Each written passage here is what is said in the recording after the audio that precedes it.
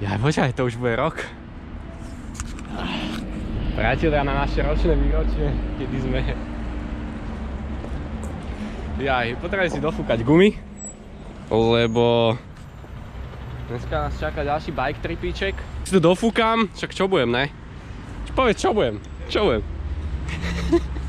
Napíšte do komentáru.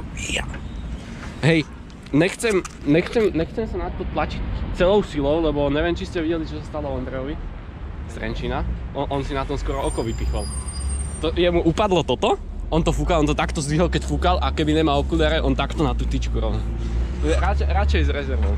Takže radšej ak rýpel, lebo však... Jaký rýpel? Však to je mäkké.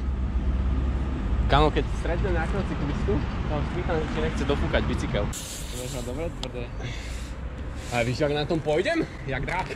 KK. Trnavský plešov. Navrával by som odtiaľto čím skôr zdrhnúť, než na nás zavolajú pánle, ktoré sú hneď tam vedľa. Hlavne teda na mňa, lebo... No nič no. Takže tak. OK, priatelia, takže nachádzame sa momentálne za PSA Peugeot, a.k.a. za Trnavou. Mierime tamto na Zavar a čakáme tu chvíľu, lebo neviem, že či je dobrý nápad ísť zrovna po tej ceste, keď sa teraz dorobilo v robote. A je tam, že solidne veľa aut tam jazdí. A po minulejšej skúsenosti, kedy to na mňa týpek s Passatom vyrval asi tak 120 do protismeru. Čo? Nefunguje. Však ale nebudeme sa vrácať po tme. Tá cesta medzi Trnavou a Zavarom je zabijak ľudia proste. Takže radšej chvíľku počkať, než... Dobre.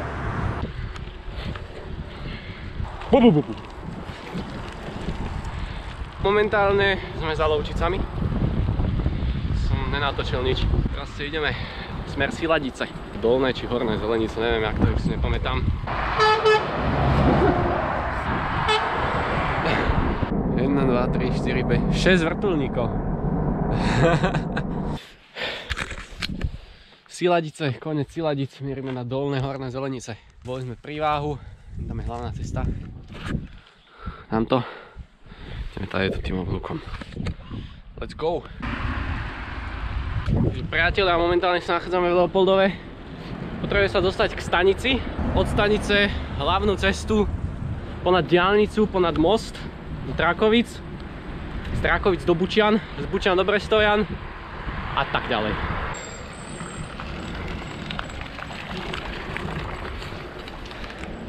Tu mám pocit, že je pešia zóna asi.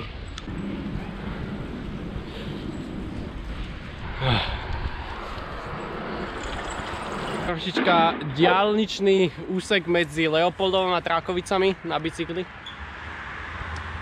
Akože pohode. Takže myslím, že sa dá. Ajaj. 17:28, 43 km za sebou a skončili sme v Bučanoch. OK, priatelia, máme tu druhý deň.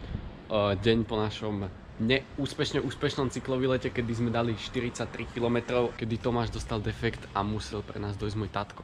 Zhoda náhod, že bol proste doma a že to vyšlo, lebo ináč by sme museli ísť buď vlakom a vlakom by sme buď išli na čierno, alebo neviem ako inak. Momentálne máme 19:15 a som sa išiel teda trošička povoziť. OK, tak ja myslím, že toľko k tomu, aby ste vedeli k veci, čo sa stalo včera. A keď už sme teda v tej Trnave, tak si ju poďme pozrieť večer. Absolútne netuším, ak to bude cez tú GoPročku vidieť teraz večer. Takže uvidíme.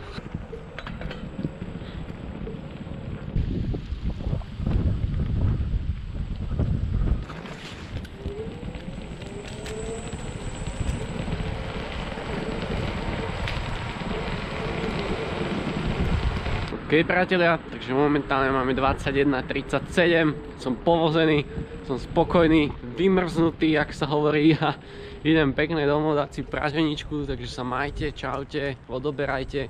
Kámo, ten odber je tam zadarmo, jak som hovoril pred tým videu, motivujúce citáty Bončibena, proste daj tam ten odber, pozri, budeš mať content zadarmo, nemusíš za to platiť, čože málo vecí, za ktoré si nemusíš platiť, a jedna z nich je môj content, tak tam dáš ten odber a máš to. Priatelia, som rád, že ste to so mnou zvládli, že ste to so mnou vydržali. Vidíme sa na budúce. Ahojte.